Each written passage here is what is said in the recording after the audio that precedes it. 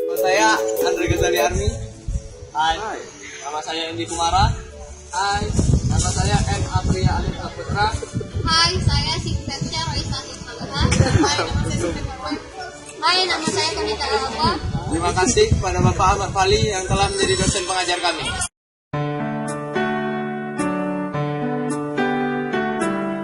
Itu cincin kamu kok kusam? Beli. Ah, masa? Tapi kok memang kusam sih. Memang udah dari turun-temurun. Oh, aku tahu bagaimana cincin tersebut dapat mengkilap dengan cara menyepuh. Mana caranya menyepuh? Tahu, menyepuh itu membuat cincin yang sudah kusam seperti ini menjadi mengkilap kembali dengan proses kimia dan listrik. Oh, gitu ya.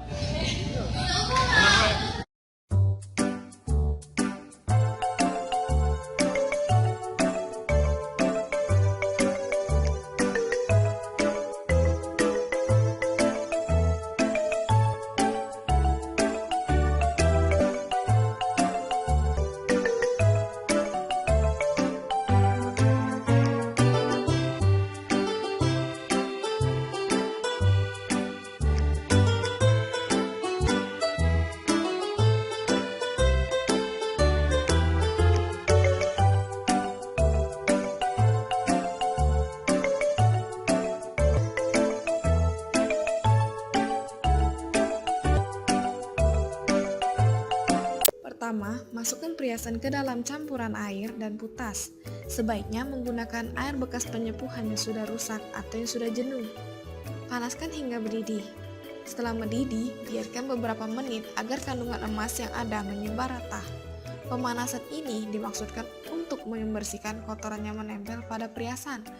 Akan lebih baik lagi, setelah proses ini, Anda panaskan lagi perhiasan dengan air soda api yang mendidih. Di dalam video ini, kami telah menyederhanakan proses ini. Lalu dibilas. Bersihkan perhiasan dengan air yang sudah tercampur dengan busa klerak. Air klerak yang sudah dipakai nantinya jangan dibuang, karena semakin lama air klerak ini akan semakin mudah menghasilkan busa. Bersihkan perhiasan dengan sikat perhiasan. Busa air klerak sangat mampu membersihkan kotoran lemak yang menempel pada perhiasan. Gunakan besi pipi yang halus permukaannya untuk menyelapkan perhiasan. Di sini kami menyebut besi ini dengan sebutan sengki. Cukup menggosokkan besi ke perhiasan yang akan disepuh. Ingat, usahakan rata dalam menggosok sengki ke perhiasan. Hati-hati dalam menyengki perhiasan agar jangan sampai rusak atau patah. Semakin Anda teliti membersihkan perhiasan dengan sengki, akan semakin maksimal hasil penyepuhan. Kemudian bilas perhiasan. Selanjutnya siapkan adaptor. Sambung kabel plus dan minus dengan tembaga.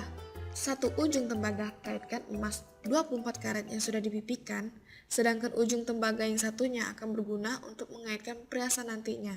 Dalam video ini kami telah menyederhanakan proses ini. Panaskan air bersih yang dicampur potasium. 2 biji potasium cukup dicampur dengan 2 biji potasium ukuran normal.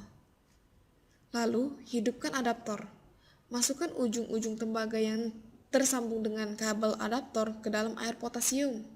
Jika ada reaksi, penyepuhan siap dimulai. Kemudian, masukkan satu barang perhiasan sebagai pemancing. Lebih mudah menggunakan cincin. Gunakan ujung tembaga yang ukuran besar dengan mengaitkan cincin. Masukkan ujung tembaga pengait emas dan tembaga pengait perhiasan ke dalam air potasium. Jaga suhu air potasium agar air potasium tidak meluap dan tumpah. Biarkan beberapa saat. Pada penyepuhan pertama akan memakan waktu agak lama karena air potasium belum mengandung emas. Setelah beberapa saat, cincin akan berwarna hitam. Ini menandakan air potasium belum sempurna mengandung emas. Yang terserap ke dalam cincin adalah kandungan tembaga pengait emas. Bilas dan bersihkan cincin dengan sikat perhiasan. Lalu, tunggu beberapa saat hingga cincin berwarna kuning tua. Ini menandakan emas sudah bercampur sempurna ke dalam air potasium. Setelah air potasium bercampur sempurna, maka Anda bisa melakukan penyepuhan perhiasan dengan jumlah yang lebih banyak. Ketika warna dalam Pyrex sudah kuning agak tua, keluarkan perhiasan yang disepuh dan masukkan sementara barang yang sudah disepuh ke dalam baskom atau kobokan berisi air bersih. Begitu seterusnya, sampai semua perhiasan menjalani proses penyepuhan. Perhiasan yang sudah disepuh dibilas lagi dengan air bersih. Siapkan tempat yang bersih, lalu keringkan perhiasan dengan menggunakan lap. Oh ya, ingat, setiap melakukan tahap demi tahap akan selalu ada pembilasan.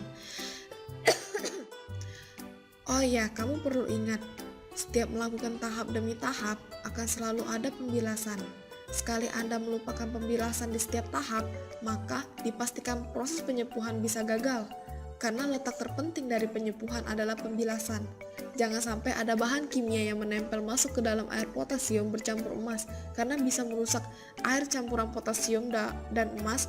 Dan jangan sekali-sekali makan atau menyentuh barang berlemak atau mengandung minyak di tempat penyepuhan.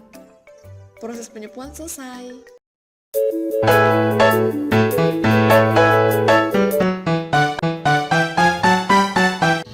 Oke, pertanyaan yang pertama. Jelaskan proses terjadinya penyepuhan emas pada cincin. Pertanyaan yang kedua, bagaimana ketentuan tentang proses penyepuhan suatu benda? 3. Bagaimana persamaan elektrolisis penyepuhan cincin dengan emas? Cincin yang disepuh dijadikan katode dan sedangkan yang pada emasnya dijadikan anode. Kedua elektroda itu dicelupkan dalam larutan garam. Pada katode akan terjadi pengendapan emas yang terus-menerus larut.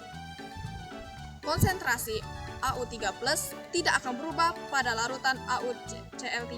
Jawaban nomor 2 yaitu 1. Logam yang disepuh dipakai sebagai anoda. 2. Benda yang akan disepuh dipakai sebagai katoda. 3. Larutan penyepuh dipakai sebagai elektrolit ion anoda. Sebagai katoda melakukan reaksi reduksi dengan reaksi kimia Au plus 3 ditambah 3 elektron min menjadi Au. Kesimpulan pada pembahasan ini adalah yang pertama, penyepuhan atau elektrolysis arus listrik atau bolak-balik. Yang kedua, larutan elektrolit yang digunakan adalah larutan yang mengandung ion logam anoda, atau seperti pada emas Au itu menggunakan AuCl3. Lalu poin yang ketiga yaitu penyepuhan itu terjadi karena ion bertemu dengan arus berdifisi sehingga terjadi pengendapan pada katoda. Lalu yang keempat, ion logam itu bergerak dari anode menuju katode. Sebagai katoda melakukan reaksi reduksi dengan reaksi kimia Au plus 3 ditambah 3 elektron min menjadi Au.